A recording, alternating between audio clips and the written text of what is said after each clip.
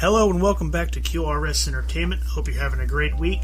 On today's episode, I'm going to go over my Week 7 predictions, as well as give out my Week 8 predictions. I'll start with Week 7. I went 9-4 on the week. That's not as good as I have been doing when you take into account all the teams that were on bye week, but still, that's not too bad. I'll go over the 4 losses I had, starting off with the Panthers and the Giants. I was completely wrong on this one. The Giants blew out the Panthers. The Panthers are definitely not as good as I thought they were, and the Giants aren't as bad as I thought they were. So I'm going to have to just fire in the future and implementing that into my predictions. Now on to the Raiders and the Eagles. I thought the Eagles were slightly better, and I thought the Raiders were kind of coming off some controversy. Clearly it didn't matter because the Raiders won. Maybe they're better off without their former coach. Or maybe the Eagles are just a pushover team that's capable of losing to any team in the NFL. It's hard to tell, and it's hard to peg both these teams. Now on to the Bengals and the Ravens. One of the more surprising upsets of the week. The Bengals beat the crap out of them, 41-17. The Bengals aren't a bad team. They have a decent receiving core and okay running backs.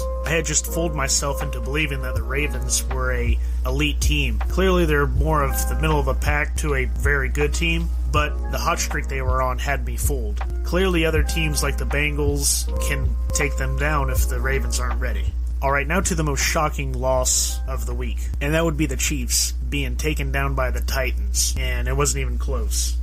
27-3. The Chiefs are in a real funk this year. They're not themselves. Hopefully they can pull it out. I mean, they've got to pull it out at some point in time.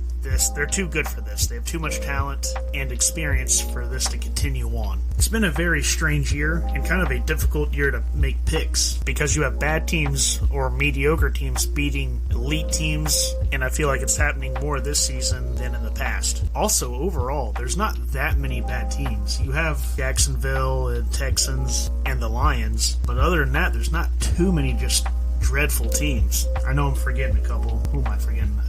The Jets are pretty bad too, I guess. But even teams like the Falcons and the Dolphins, they're okay teams. They're not good by any means, but they're definitely better than the ones I just mentioned. But it's not difficult to imagine them picking off one of these better teams or the elite teams, and that's happened quite a few times this year. Unfortunately, it seems like the Chiefs have been the team that's been getting beat by those lesser talented teams. Either way, it's one of the reasons why this year has been so fun to watch.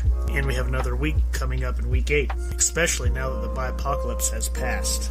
And the first game of Week 8 is a good one, the Packers and the Cardinals. Unfortunately, the Packers have some COVID problems. Hopefully they can work all that out and everyone can play, but since they're going through that, I'm going to take the safe pick and pick the Cardinals. Unfortunately, I don't think Adams is going to play, which is also going to hurt my fantasy team. Again, I just can't seem to catch a break this year. Well, that's most years. The next game is the Pats and the Chargers. I have the Chargers winning it. They're a much better team than the Patriots, but I can't see this being one of those games where the lesser talented team wins. I wouldn't be surprised if the Chargers self-destructed on themselves. They've done that a couple times this year where they just can't do anything. So I wouldn't be surprised if the Patriots win, but I'm going to take the safe pick and say the Chargers. Now on to the Bucks and Saints. Bucks are going to win, no question.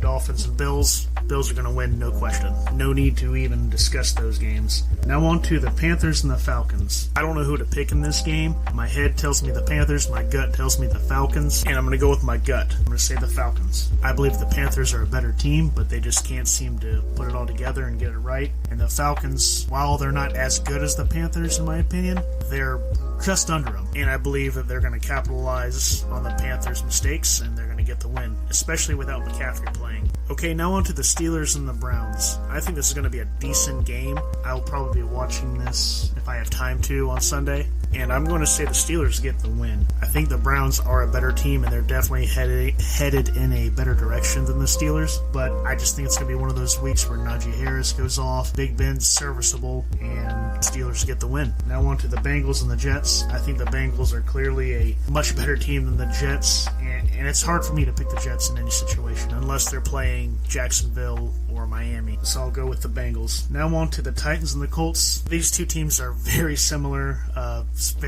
talent-wise. just for the sake of the pick, I'm going to go with the Titans. I think Derrick Henry is going to be hard to stop. They have no answer for that on Colts side of things, so Titans. Now on to the Lions and the Eagles. I'm going to go with the Lions. I'm going to say they get their first win over the Eagles. The Eagles, they're a team that can get walked on at any time this year, so I'm going to say this is the game that the Lions get their first win. Don't let me down, Lions, though I'm sure you will. Now on to the 49ers and the Bears. I'm going to say the 49ers. I think they're clearly a better team. I think the Bears will have trouble scoring in this game, so I'm going to go with the 49ers. The Rams are going to beat the Texans. There's no need to discuss that any further. Now the Jaguars and the Seahawks. Since Russell Wilson's not playing, I'm going to go out on a limb and say the Jags are going to get their second win of the season with a big upset over the Seahawks. I can feel it. I know it's going to happen. Jags are going to beat the Seahawks. Now on to the Broncos and the Redskins. I'm going to have the Redskins winning. Again, another great matchup.